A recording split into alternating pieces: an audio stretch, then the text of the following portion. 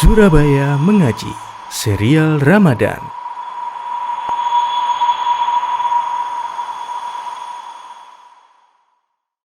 Bismillahirrahmanirrahim. Assalamualaikum warahmatullahi wabarakatuh. Alhamdulillah wassalatu wassalamu ala rasulillah. Pemirsa sekalian, selamat datang kembali di serial Ramadan. Dan insyaAllah di episode kali ini, yaitu episode terakhir di bulan Ramadan, yang mana setelah Ramadan kita otomatis berjumpa dengan Syawal dan Hari Raya Idul Fitri. Jadi untuk episode kali ini kita akan membahas berkaitan dengan Idul Fitri bersama guru kita, yaitu Ustadz Muhammad Syaputra. Kita sapa terlebih dahulu beliaunya. Assalamualaikum Ustadz. Waalaikumsalam warahmatullahi wabarakatuh. Sehat Ustadz ya? Alhamdulillah. Masya Allah. Setelah kita melalui Ramadan Ustadz, masuk ke bulan Syawal dan kita bertemu dengan Idul Fitri Ustadz. Nah kira-kira di Hari Raya Idul Fitri ini apa saja Ustadz, sunnah-sunnahnya Ustadz? Iya, ini yang dimaksud sunnah itu tidak hanya yang dilakukan dapat pahala, ditinggalkan tidak mengapa. Tapi yang dimaksud sunnah di sini adalah tuntunan dari Rasulullah SAW, baik yang hukumnya wajib maupun mustahab ya, atau dianjurkan. Jadi jelas ya, ketika kita memasuki tanggal 1 ya, bulan Syawal ini, sunnah Nabi SAW yang paling utama pada saat itu adalah kita menjalankan salat Idul Fitri, ya, salat Idul Fitri. Nah, dalam salat Idul Fitri ini ada beberapa sunnah gitu ya, beberapa sunnah yang dianjurkan untuk dilaksanakan sebelum kita menjalankan salat Idul Fitri atau sebelum kita berangkat ke lapangan untuk melakukan salat Idul Fitri. Ya, di antaranya yang pertama, kita mandi terlebih dahulu ya. Mandi, kita segarkan tubuh kita. Kemudian kita berhias ya, bagi laki-laki kita berhias dengan sesuai syariat ya, tidak menyimpang dari syariat, karena ada sebagian orang itu berhias dengan menyimpang ya. Seperti contoh mencukur jenggotnya, kemudian berpakaian yang isbal ya. Ini termasuk perkara-perkara yang dilarang. Adapun mengenakan pakaian yang bagus atau pakaian yang baru ini sebagai sunnah dari Nabi SAW, karena Nabi sendiri juga pernah keluar ke lapangan dengan mengenakan burdahnya beliau Sallallahu Alaihi Wasallam, dan ini termasuk pakaian terbaiknya beliau pada saat itu. Nah kemudian bagi perempuan bagaimana, apakah boleh berhias? Tidak, gitu ya. Para wanita tetap haram hukumnya untuk berhias, tapi tetap disunnahkan untuk datang ke lapangan melakukan sholat, atau kalau seandainya mereka dalam kondisi berhalangan untuk sholat, tetap hadir, akan tetapi agak menjauh dari tempat sholat untuk menyaksikan syiar Allah Subhanahu wa Ta'ala ini. Nah kemudian setelah itu ya, disunnahkan sebelum kita berangkat sholat Idul Fitri ini untuk makan, dan sunnahnya dianjurkan untuk kita makan kurma. Sebagian ulama mengatakan kenapa kok kurma gitu ya. Ada penjelasan dari kalangan para ulama, karena kurma itu sifatnya bisa memberikan energi, ya, sehingga hal-hal yang bersifat lemah pada diri kita karena sebab puasa sebelumnya itu bisa segera kuat kembali. Ada yang mengatakan demikian, tapi Allahu a'lam, yang jelas disunahkan untuk makan kurma. Nah, kemudian berkenaan dengan berangkat ke tanah lapang, disunahkan untuk berjalan kaki ya, berjalan kaki tanpa berkendara ya, kecuali kalau memang jauh tempatnya, karena ada mungkin ingin sholat di tempat yang jauh, maka mengenakan kendaraan tidak mengapa. Dan kemudian dalam perjalanan sampai sebelum ditegakkannya sholat, hendaklah bertakbir dengan suara yang keras bagi laki-laki, dengan mengucapkan misalnya Allahu Akbar, la ilaha illallah, Allahu Akbar, walillahil hamd, atau dengan lafaz-lafaz takbir yang disyariatkan. Kemudian untuk perempuan maka tetap disunahkan bertakbir, tapi dengan suara yang lirih, tidak keras-keras gitu ya. Nah pada saat itu juga ketika mengerjakan salat Id ya, dilaksanakan dengan baik sesuai dengan tuntunan Rasulullah. Setelah itu duduk untuk mendengarkan khutbah. Ya.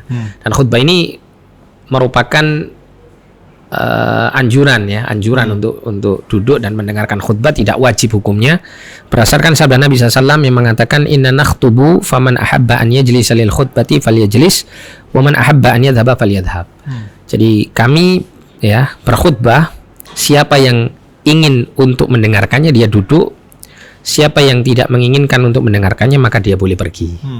Artinya di sini sunnah hukumnya, tapi sangat dianjurkan untuk tetap duduk dan mendengarkan khutbah. Kemudian setelah itu pulang dan disunahkan untuk mengambil jalan yang lain. Bukan jalan yang kita lalui tadi, tapi jalan yang lainnya. Ini berdasarkan keterangan dari Abu Rafi' ya, kana yakhruju ila al-aidaini mashyan wa yusalli bi ghairi adzanin wala iqamah thumma yarji'u mashyan fi tariqin akhar. Nabi itu, kata beliau, keluar ya menuju tanah lapang untuk melakukan salat Aidain ya, salat Idul Fitri maupun Idul Adha, itu dengan berjalan kaki. Kemudian salat tanpa adanya azan dan iqamah. Nah, ini juga menunjukkan bahwa sunnahnya atau sesuai dengan petunjuk Nabi itu salat Id itu nggak ada azan dan iqamahnya. Nah, kemudian setelah itu beliau pulang dengan berjalan kaki melalui jalan yang lain. Nah, para ulama menyebutkan hikmah berjalan di jalan yang lain itu agar supaya semakin menampakkan syiar ini. Masya Allah. Nah, begitu. Nah, ini adalah di antara sunnah-sunnah atau petunjuk-petunjuk Nabi dalam kita menuju kepada salat Id. Ya. Adapun kemudian sunnah-sunnah yang lain ya, sebagaimana Idul Fitri itu artinya adalah kembali makan gitu ya. Id itu kembali, Al-Fitr itu makan. Maka ya tentunya identik dengan makan-makan gitu. Ya. Sehingga makan-makan di Idul Fitri memang sangat dianjurkan gitu ya. Sangat dianjurkan. Termasuk juga menampakkan kesenangan, kegembiraan dan melakukan hal-hal yang mubah. Ya, hiburan-hiburan yang mubah boleh di hari tersebut. Ya, sebagaimana juga Nabi mengisyaratkan hal ini ya, dari riwayat Anas bin Malik, ketika Anas bin Malik menjelaskan ya bahwa dahulu masyarakat jahiliyah itu memiliki 2 hari yang mereka bersenang-senang di dalamnya. Nah, kemudian ketika Nabi SAW datang ke kota Madinah, maka Nabi kemudian bersabda, "Kana lakum yaumani tal'abuna fihima wa qad abdalakumullahu bihima khairan minhuma yaumal fitri wa yaumal adha." Jadi kalian dulu itu ya memiliki 2 hari yang kalian bersukaria di dalamnya. Dan sungguh Allah Subhanahu wa taala telah menggantikan untuk kalian 2 hari tersebut dengan 2 hari yang lebih baik daripada kedua hari yang sebelumnya, yaitu hari Yaumul Fitri wa Yaumil Adha, hari Idul Fitri dan Idul Adha. Kemudian juga di antara sunnah atau sangat dianjurkan ketika Idul Fitri ini, ketika kita bertemu dengan saudara-saudara kita sama Muslim, hendaklah kita saling mengucapkan tahniah, ya, ucapan-ucapan selamat. Ya. Dan ini yang lebih dianjurkan adalah bersifat doa, seperti sering kita dengar juga, alhamdulillah beberapa kaum muslimin mengamalkan hal ini. Ketika bertemu dengan saudara sama muslimnya, dia mengatakan taqabbalallahu minna wa minkum, ya, semoga Allah menerima dari amal kebaikan kami dan kebaikan kalian. Ini adalah tahniah yang sangat dianjurkan. Nah, namun berkenaan dengan silaturahim ya, maka ini sangat dianjurkan, apalagi pada saat Idul Fitri ini adalah hari libur ya, aktivitas pekerjaan dan seterusnya tidak ada, sehingga ada kesempatan kita untuk silaturahim kepada orang tua, kepada keluarga, kepada kerabat. Nah, ini sangat dianjurkan di hari-hari itu. Adapun dalam silaturahim tentu kita harus menjaga ya adab-adabnya ya. Jangan sampai kemudian berikhtilat antara laki-laki dan perempuan atau bercampur baur ya dalam satu ruangan yang bukan mahramnya, meskipun kerabat tapi kalau bukan mahram ya jangan bermudah-mudahan dalam hal ini. Terus berjabatan tangan yang bukan mahramnya, ini juga harus diwaspadai ya. Wallahu a'lam bishawab. Dan di hari raya ini tidak terlepas dari ini, Ustaz. Ada kebiasaan atau adat di Indonesia biasanya maaf-maafan, Ustaz. Maaf-maafan ya. Entah itu mungkin mengucapkan mohon maaf lahir batin, kemudian atau mungkin jauh sepuro ya kayak gitu. Nah, ini apakah sunnah juga, Ustaz, meminta maaf di hari raya Idul Fitri ini, Ustaz? Ini sebenarnya berkenaan dengan urf. Urf itu kebiasaan ya. Kebiasaan atau tradisi. Tradisi ini bisa jadi baik, bisa jadi tidak baik ya. Kalau semisal minta maaf ini atau budaya maaf-maafan ini dilakukan karena ya ada kesempatan pada saat itu kumpul dengan keluarga, kumpul dengan teman-teman, karena di hari-hari yang lain tidak memungkinkan untuk berkumpul seperti ini, maka momen seperti ini kemudian dijadikan untuk meminta maaf satu dengan yang lain, maka sah-sah saja, tidak ada masalah. Masya Allah. Ya. Cuman kalau kemudian kita identikkan Idul Fitri adalah hari di mana kita saling bermaaf-maafan, nah maka ini butuh dalil. Karena ini menetapkan sebuah bentuk syariat kan begitu. Sedangkan syariat tidak menyatakan bahwa Idul Fitri adalah hari khusus untuk bermaaf-maafan. Ya. Tapi Idul Fitri adalah menampakkan kegembiraan ya, dan kemudian kembali untuk makan setelah 1 bulan penuh kita berpuasa. Nah, begitu. Jadi harus dibedakan di sini. Dan di samping maaf-maafan biasanya ada ini Ustaz, memberi istilahnya Angpau. angpau Ustaz. Nah, Ya, ini hadiah. apa juga dianjurkan atau disunahkan atau bagaimana? Ini juga kembalinya ke tradisi ya. Tradisi Ustaz ya. Iya, kalau diniatkan hanya sekedar untuk idkhalus surur gitu ya, memasukkan kegembiraan di hari raya yang memang di situ sangat dianjurkan untuk menampakkan kegembiraan, maka tidak ada masalah.